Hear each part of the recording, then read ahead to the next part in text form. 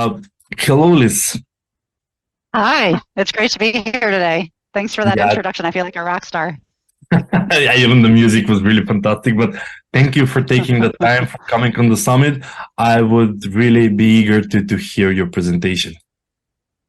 Yeah, no, and I'm excited, and thank you, Jurgen, for your fantastic presentation. I really enjoyed that, and I think my presentation is quite complimentary to what he just presented as well. So, yeah, I'll be talking about how to get over the fear of cold calling. When we're talking about prospecting and outreaching to people, a lot of times cold calling is like the black sheep of outreach methods. People don't like it. It makes them uncomfortable. And today I'm going to be talking about how we can get over that disdain, that fear of cold calling, so that we can maximize our outreach efforts and take advantage of a channel that sometimes is underused.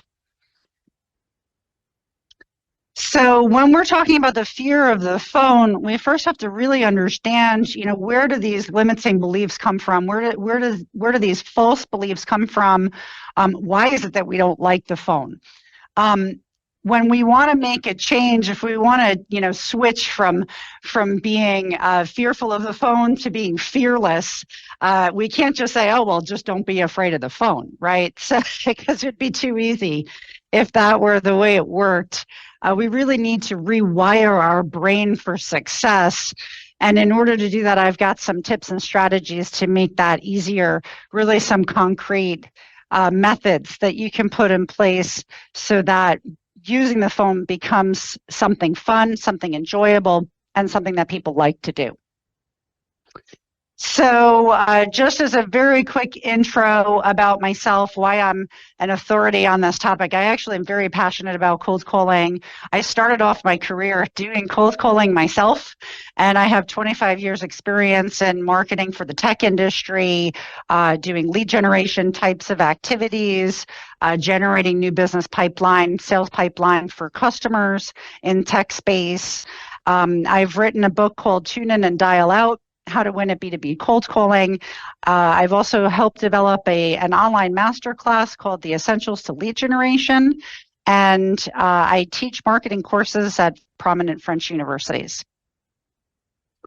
So, like I said, part one, we're going to understand the problem. It's when we can really understand the myths about cold calling that we can start breaking down some of those false beliefs. I'll explain why cold calling is important. And the truth about cold calling so that we can start using that effectively. So some of the myths about cold calling, I think everyone has had the experience of being cold called by kind of a low-level telemarketer from a call center somewhere in the middle of nowhere or far, far away lands. We have the impression that cold calling bothers people because we've had the experience ourselves of being bothered. But cold calling doesn't have to be something that's of low value. It can absolutely provide value to others. And I'll get into that in a little bit. But we have this kind of just general feeling that cold calling is not valuable. It doesn't work. Nobody likes a telemarketer. We're interrupting people. Many times this comes because of the time we've been called in the middle of dinner. I remember when I was young and we would get calls at home in the middle of dinner and it was definitely not fun. Of course, when we're talking about B2B cold calling, it's very different. And that's really the focus for me, although the strategies that I'll give you today can apply both for B2B or B2C. It is certainly different when you're calling somebody in their place of business during working hours than if you're calling somebody at home in the middle of dinner. But for sure, cold calling is something that does provide value. But we have to believe that if it's going to work effectively. So why cold calling is important? It is an important outreach method because when it's done right, it builds rapport with prospects. It opens up an immediate dialogue with them. And there's really no faster way to get leads. Using content, leveraging content is absolutely a super important tactic when it comes to doing prospecting and outreach. And cold calling becomes an integral part of that omni-channel outreach plan when it's done properly. Reaching out to people on LinkedIn and email, leveraging the content that you have is super, super important. And cold calling people is really a fantastic part of that process. So what are we so scared of? Why does cold calling elicit so much fear? It gets down to the pain pleasure mechanism, or the flight or fight response that people have as human beings. We're conditioned in life to stay inside of our comfort zones, to do what feels good. And as soon as we start getting to the edges of our current comfort zone, we start retreating back.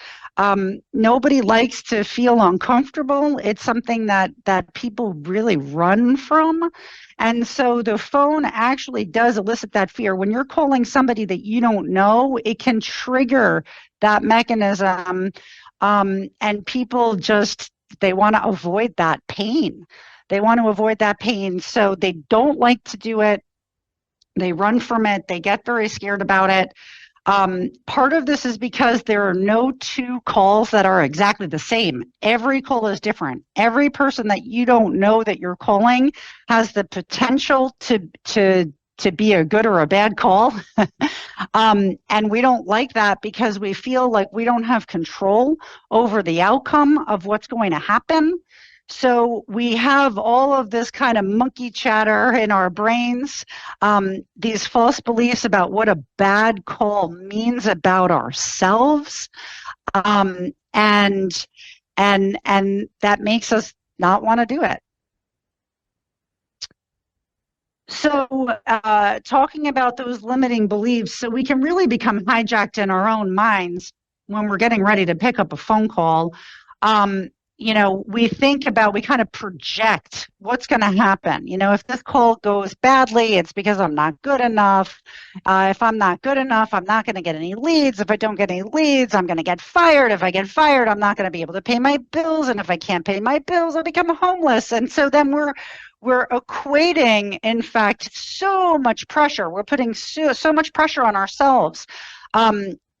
Going into each and every call, we've got this energy of this nervousness that we're bringing with us because we're basically equating the one call to becoming a homeless person, and nobody's going to love me, and all these terrible things are going to happen to me. It almost becomes a battle with a lion. We're worried about all of the things that could go wrong on the call, and we really jump on the downward spiral when that happens. So the truth is that, we're creating these stories around what having a bad call means about ourselves. We're worried about the future. We're not actually present in the moment and handling things that happen as they occur. We're really thinking about all of the bad things that could happen as a result, but we're not in the now. So we get obsessive. We obsess about all of these thoughts, but really, if you break it down, they're just stories that we made up in our minds. It's absolutely not reality. So the truth about cold calling is that when we're in a place where we're showing up to give instead of to get, we're providing value to prospects. So what I mean by that is, if I'm thinking about myself on each call, if I'm thinking this call has to turn into a sale, or this call has to get me a lead, this call has to be positive, and we're all, in our heads worried about ourselves, we're not actually showing up for the prospect. We're not showing up to help the prospect. We're not showing up to service the prospect. And that's the first place where we go wrong. Because any cold call, it's like we were talking about earlier with content. You have to keep your buyer persona in mind. What's in it for them?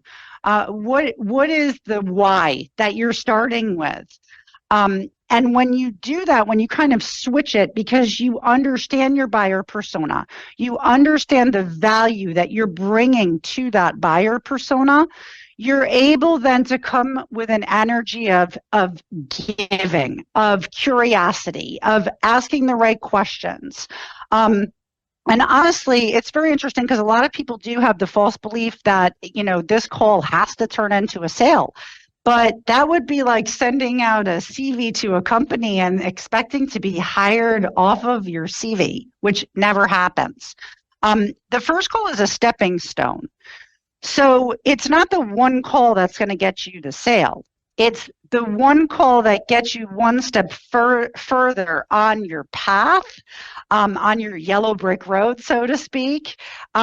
Just like the CV is used to get you an interview, and then it's the interview that will get you the job, right? So we can't skip all the steps.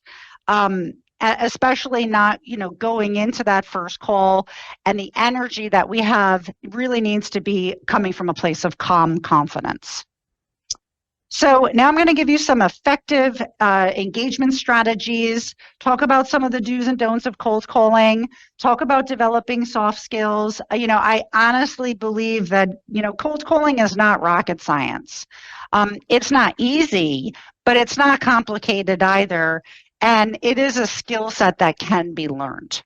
And learning it can really help you maximize your omni-channel outreach so that it becomes another touch point. So in terms of the do's and don'ts, I'll start with some of the don'ts. If you've ever received a phone call from a telemarketer who's sitting in a call center, the first mistake they make is that they are reading a script. And if there's one thing that turns off prospects, it's feeling like they're talking to a robot. Every person you're talking to is a human. You have to treat them like a human, then that means you have to be a human. And when you're engaging in a conversation with somebody, you cannot be reading a piece of paper.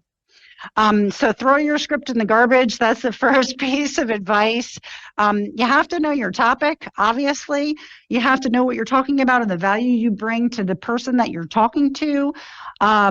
So getting prepared so that you're not bringing that fear into the conversation is obviously the prep work that you need to do. So don't memorize a script and bring that into the conversation, because it absolutely will not work. Another thing not to do is obsess about what you did wrong. Some calls are not going to go well, and that's just part of the process. It's okay. It's like riding a bicycle. You didn't just jump on a bike the first time and start riding perfectly, and now you can be in the Tour de France, right? So, if you obsess about what you did wrong, it's not actually going to service you, because if you're beating yourself up, is that really going to make you do better? No, it's not. It's obviously good to analyze what you're putting into the loop. I always say that conversations are a closed loop. Like, you put something in, you get something out. So you can analyze the result at the end. If it's not the result that you wanted, you can wind back the tape to figure out, well, what did I say to get that as a response? But you obsess about what you did wrong. Obviously, if you're speaking super fast just to get through your script, sometimes people, when they get nervous, they talk faster. And I always say to do the opposite. Speak slower, enunciate, take your time. I think that definitely is going to help you, especially if you have the tendency of saying, there's really no more, worse turn off than somebody who's kind of fumbling through their script. So taking time to speak slower and not worrying about getting through your whole pitch, but just being present in the moment with the other person is really key. I also think that sometimes people are expecting the prospect not to be interested. If you expect that as an outcome, it's like, everybody says you get what you focus on. Well, if you're expecting somebody not to be interested, they for sure will not be interested. I also, think that sometimes you're going to feel kind of a resistance from prospects. Sometimes people just completely ignore that. And it's like ignoring the elephant in the room. It's better just to address it. I feel like you're kind of busy right now, or just naming what you're feeling can help to build and establish rapport with the prospect. Also, forgetting what the purpose of your call to action is. Many times we go into the call and we just forget, like, why am I even here? What is the purpose of this call? Having a really strong call to action and a next step is going to help you guide the direction of the call. Some things that you should absolutely do, like I said before, know who you're calling and why your offer provides value to that person. That's really the basis for every call. Get into a high state. You can do some power poses, or jump on a trampoline, or listen to some energizing music. When you have a high state, you're bringing that positive energy into the call, and that can absolutely be heard on the other side. Actively listen and mirror prospects. This is a technique from Chris Voss in his book, Never Split the Difference. So Chris Voss, who is a hostage negotiator for the FBI, teaches that mirroring prospects can help them feel heard. And I'll get into this a little bit more in the next slide. You really want to go with the flow of the conversation with calm confidence. Like I said before, just knowing within inside yourself that you are capable of navigating anything that comes your way, and having faith that there really is no way to lose. There are no such things as good calls and bad calls as long as you're learning as you go along. And one last tip too is leave voicemail messages. Voicemail messages become another touch point. Don't leave them because they think, nobody's going to call me back. Yeah, they're not going to call you back. That's not the point. The point of the voicemail is giving somebody a heads up that you've called, and what you're going to do next. I'll give you a call back next Tuesday. I'll shoot you an email. I'll write to you on LinkedIn. Just wanted to get your attention because I'd like to initiate a conversation with you about, right? So it's definitely an important part of that process. So again, getting into some soft skills development when you're doing active listening and mirroring. I absolutely hate talking to somebody when I can tell they're just waiting for me to stop talking so that they can talk. That's like the worst conversation, right? So when you are actively listening, when you have that energy of curiosity and you use the mirroring technique. So just to teach you this very, very quickly, I get into this a lot in my book, but if somebody is saying something like, yeah, well, we just don't have any budget right now. What you do with mirroring is you're going to repeat back exactly the words that they said in the form of a question. So again, Chris Voss teaches this in his book, Never Split the Difference. So you would say then, you don't have any budget right now. And what that does is that the prospect feels heard. And because the prospect feels heard, they will trust you more, and then they're going to be prompted to give you more information. So if you say that in the form of a question, you don't have any budget right now, they will feel obliged to answer that question. Yeah, well, we've had some budget cuts because we are looking at, downsizing, whatever it is that they say. And that's valuable information that then you can use to ask some follow-up questions to make the conversation better. So again, it's really important to remember your end game. I always say that calling is like a tennis match. And your way of lobbing the ball into their court is by asking additional questions. So every time you get to a place with a prospect, you really need to end with a question until you're done, because that's what's going to continue the exchange back and forth. So, remembering that you're in the driver's seat, you're the one who's initiated this call in the first place. So you're not a passive passenger in the car, you're the one driving. Will really help you get to that strong call to action so that you can plan the next step, the next follow-up. Whether that be, okay, I'm going to send you a proposal over email, or I would love to, have a next discussion and invite, somebody else from my team to talk to you about the technicalities, or whatever it is that you feel is the best call to action for your business, the next step. Because again, the first cold call really is just a step on the path.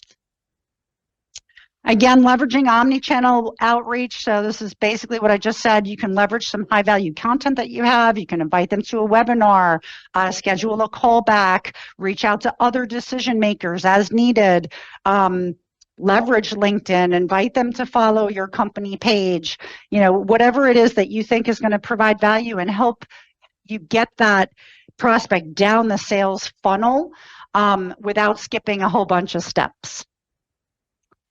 So you can also check out, I've written hundreds of articles on this topic in our resource library at MediaDev.com. There's tons of free resources there, guides, videos, case studies, articles that we've done that you can check out. Again, my online masterclass is hours and hours worth of concrete training on how you can develop these soft skills that I talked about. And you can buy my book on Amazon in whatever country you're in. It's available only in English, but it is available on demand in basically every country where you find Amazon. I talk much more about the mirroring technique. I talk about how to get past gatekeepers. I talk about how to really engage in discussions with decision makers so that you can improve your cold calling outreach and be successful at it. So I think now we're at the questions. Perfect. Well, Liz, Super. You throw so much information in a short time frame. I'm also taking notes, so I was like, okay. I was nervous I wasn't going to get through the whole thing. So no, but especially the part about the do's and don'ts was really eye-opening for me, because it was like, aha, so that's what we should do in the cold calling. Let's look at some of the questions, because I saw there were a few questions lined up as you were talking about. So the first one is a question for Liz. How to get the attention of the prospect when you call them so they stay with you on the call? So probably at the beginning, how to capture the attention. Yeah, it's a great question. I mean, I think, again, it is starting with the why. So I'll reiterate what was said, previously. You have to be aware that nobody is sitting around waiting for your call.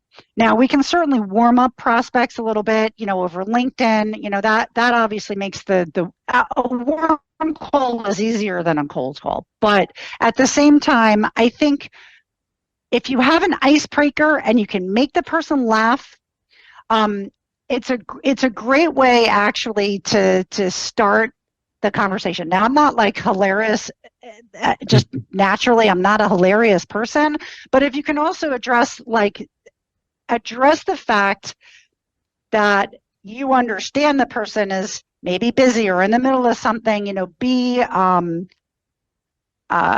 comprehensive, that, that they don't know who you are, be empathetic to that.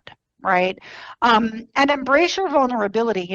Somebody had asked earlier for some other book recommendations, and my absolute favorite business book, which is not at all a business book, is Brené Brown's The Power of Vulnerability. You do put yourself in a very vulnerable position when you're cold calling. You're putting yourself out there.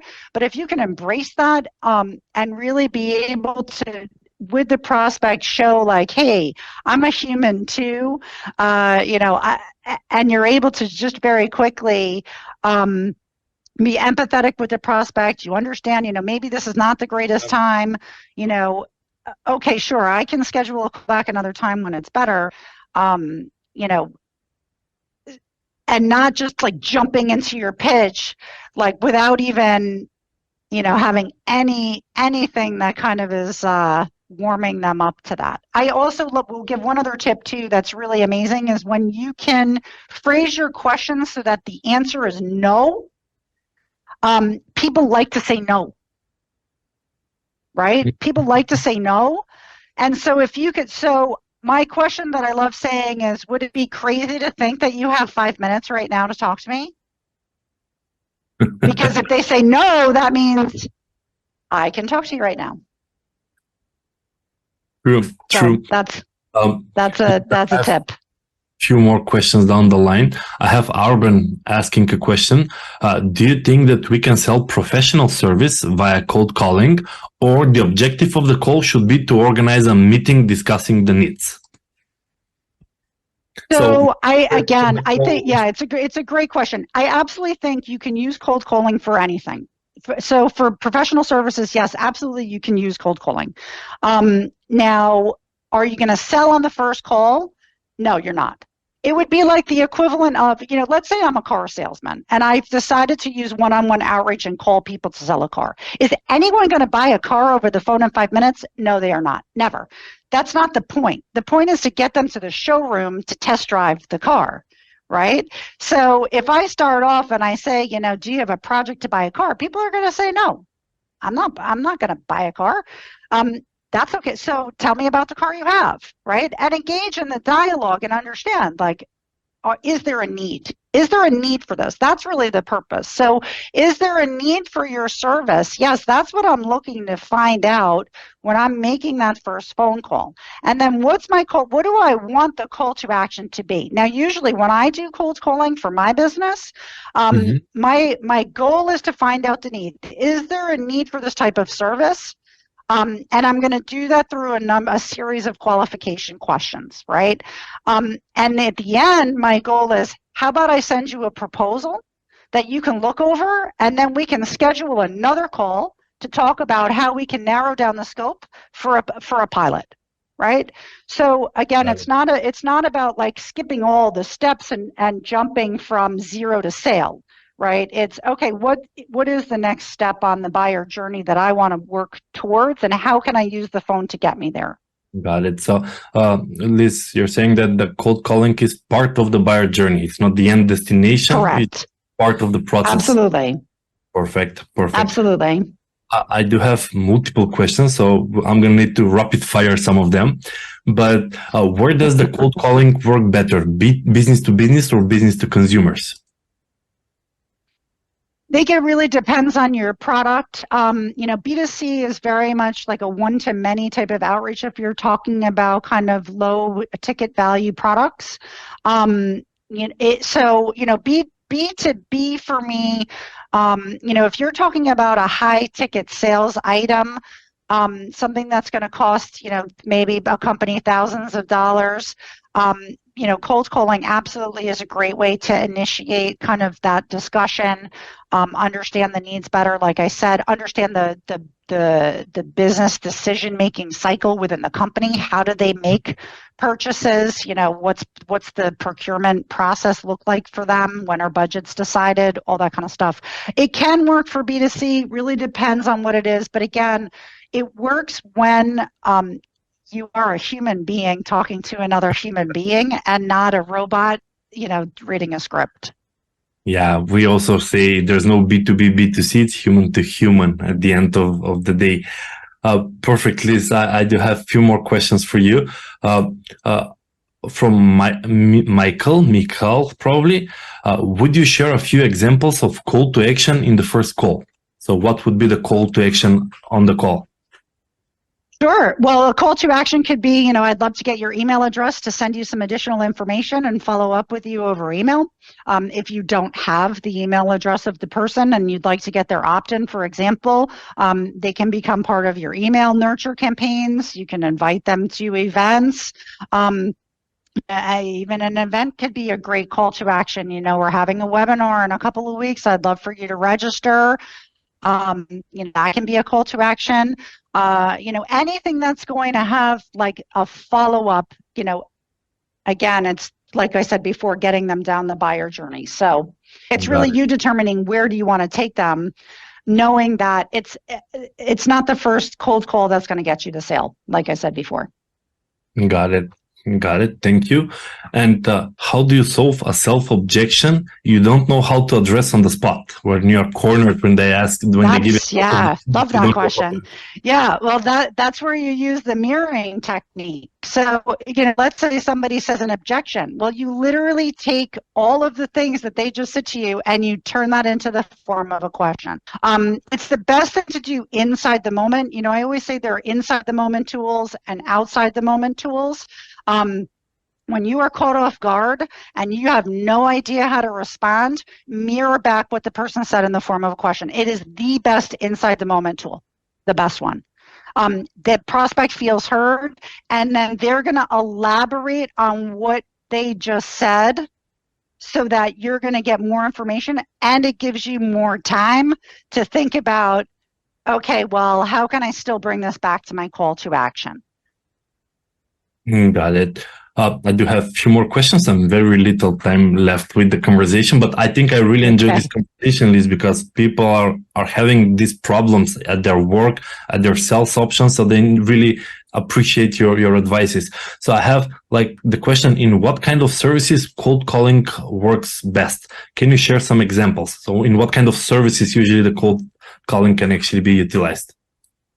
I think honestly, there is no limitation. It could be anything. It really, I don't have an example of like what works, but I think it's really much more about, like I said, the energy you're bringing into the call than it is about what it is you're calling about. Obviously doing your research before, making sure you're calling the right people who will be interested by what you have is obviously key, so that your value prop resonates with them. Got it. And I have Christian asking you, like, Liz must be getting a ton of calls from salespeople. So what are some of the opening lines she had heard that have initiated curiosity or have stuck with her? Yeah, Nice. I mean, I really like what Jürgen said before. I've done some research about your company, and I'm calling because I was, I couldn't sleep last night, and I was thinking about, all the, this specific thing, or, I interest in the product. Got it. Perfect. Well, I do have one more question. Is like about the COOs. So what do COOs like talking about? What are the best things to mention to initiate a two-way conversation when you're talking to a COO? But for me right now, because of the market position, it's how can I save costs? How can I improve ROI and TCO? Those are some of the things that a chief operating officer is always concerned about. How can I do more with less? Big topic these days with the way the economy is. So I would absolutely see if my offer can hit on that profit point, and initiate it off there. Oh, sorry. A TCO is total cost of ownership. Yeah. Well, Liz, there was a follow-up question. What is a TCL? But you kind of catch it on the fly. Yeah, I saw it.